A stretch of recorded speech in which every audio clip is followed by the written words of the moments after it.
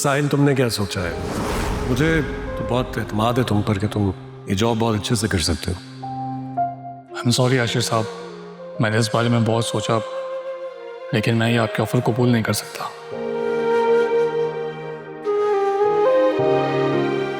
क्योंकि मुझे अपने मामू के बिजनेस को आगे बढ़ाना है और मुझे यकीन है कि आप इस बात का बुरा नहीं मानेंगे।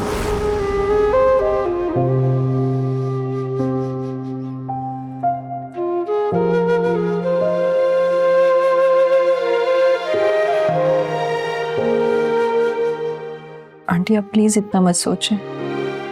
अगर अल्लाह ने हमारे रिस्क का वसीला अंकल के स्टोर को ही बनाया तो वो हमारे लिए बेहतर होगा।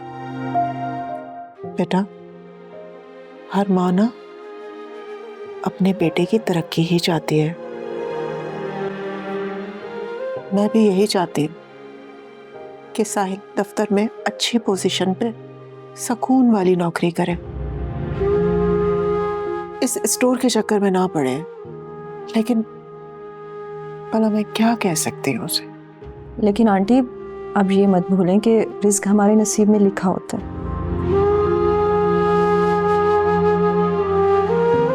वो हमसे कोई नहीं छीन सकता। हाँ, ये तो हकीकत है। और लिखने वाले ने सबका रिस्क ना लिख के भेजा है। तो फिर आप क्यों फिक्र कर रही हैं? अल्लाह ने चाहा तो साहिल अपने मकसद में जरूर कामयाब होगा, इंशाल्लाह। अरे हाँ, तुम्हारी हादिया से बात हुई क्या? जी, और फजीला आंटी से भी खैरियत मालूम की थी मैंने। कह रही थी कि किसी दिन टाइम निकाल कर जरूर चक्कर लगाएंगी। अच्छा है, फजीला ने स्कूल ज्वाइन कर लिया है, दिल बहल जाएगा। बल्कि सही कहूँ, उसका वक्त गुजर जाएगा। जवान बेटा खोया है उसने। जी आंटी, बिल्कुल ऐसा ही है।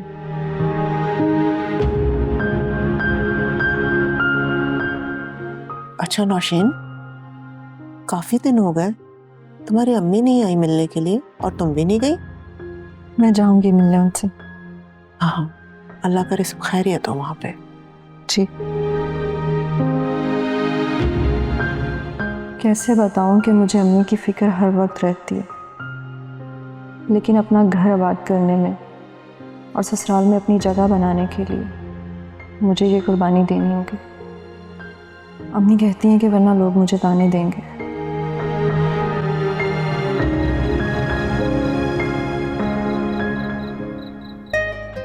ये लो और लो। हादिया, आज फजीला की कॉल आई थी मेरे पास, बड़ी खुश थी इस बात पे कि मैंने तुम्हें यहाँ रखा है और तुम्हारा दिल भी लग गया है। जी आंटी, फजीला आंटी काफी मुतमईन है कि मैं यहाँ हूँ आपके पास। अब आंटी तो पुरसुकून होंगी ही ना, हम हैं ही इतने अच्छे। अब रहने दो, अपने मुंह मियाँ मिट्ठू बनना तो कोई तुमसे सीखे।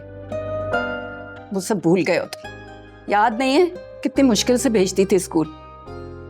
100 बहाने स्कूल ना जाने के, 100 बहाने एकेडमी ना जाने के। किस मुश्किल से पढ़ाया तुम्हें।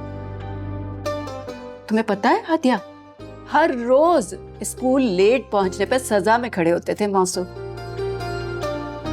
अम्मी वैसे आप इस बात को बिल्कुल भी नहीं समझेंगी, क्रिएटिव लोग हमेशा ही लेट पहुंचते हैं। क्यों हादिया जी? Am I right? सुना तो यही है कि ऐसा ही होता है। अरे सब बेकार की बातें हैं। हमारे जमाने में तो 10 मिनट पहले पहुंचना अपना फर्ज समझते थे हम लोग, और आज लोगों को देखो कोई हाल ही नहीं है।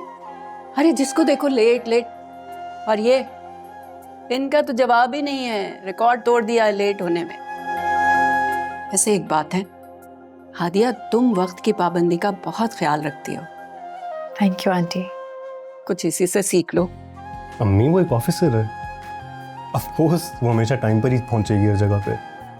वैसे हमारी पढ़ाई और ट्रेनिंग में हमें ये भी बताया जाता था कि वक्त की पाबंदी करनी है, बल्कि डेली रूटीन को इस तरह से डिज़ाइन करते हैं कि हमें खुद ही आदत हो जाती है वक्त पर हर काम करने की। अब पता ही नहीं चलता, हर काम खुद ही वक्त पर हो जाता है। हाँ तो बिल्कुल ठीक है ना, ऐसा ही होना चाहिए इंसान को।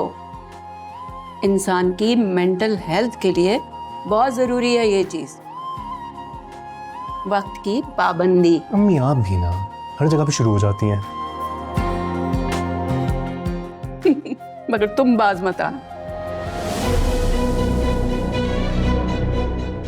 मुझे आज रात भी जागना होगा, शायद रात को दोबारा दस्तक हो, और अगर ऐसा ना हुआ तो मतलब वो लड़की यहाँ से जा चुकी है।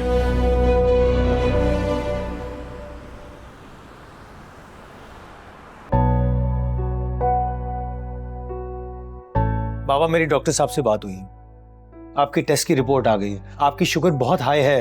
हाँ, लेकिन बेटा मैं तो बिल्कुल नॉर्मल हूँ। अरे कहाँ से नॉर्मल है बाबा? अब आपको हर मीठी चीज से परहेज करना है, सुन रहे हैं आप? कोशिश तो करता हूँ ना, इंसान वो दिल करता है थोड़ी चख लेता अरे है। क्यों चखना है बाबा? डॉक्टर साहब ने आपका डाइट प्लान दिया, बस आपने उसी को फॉलो करना है। तो बेटा बहुत मुश्किल है। अरे पापा कोई मुश्किल नहीं है, मैं जाके अमजद को बता दूंगा, वो भी वही खाना बनाएगा, सिर्फ डाइट वाला। थोड़ी सी शुगर बढ़ी है बेटा, तुम बिला वजह इतने फिक्रमंद हो रहे हो। बाबा, आपकी शुगर का हाई होना ये आपके लिए मामूली बात होगी, मेरे लिए मामूली बात नहीं है। मैं जाके अमजद को समझा रहा हूँ। अरे अब ये हर वक्त डाइट खाना कैसे खाऊंगा मैं?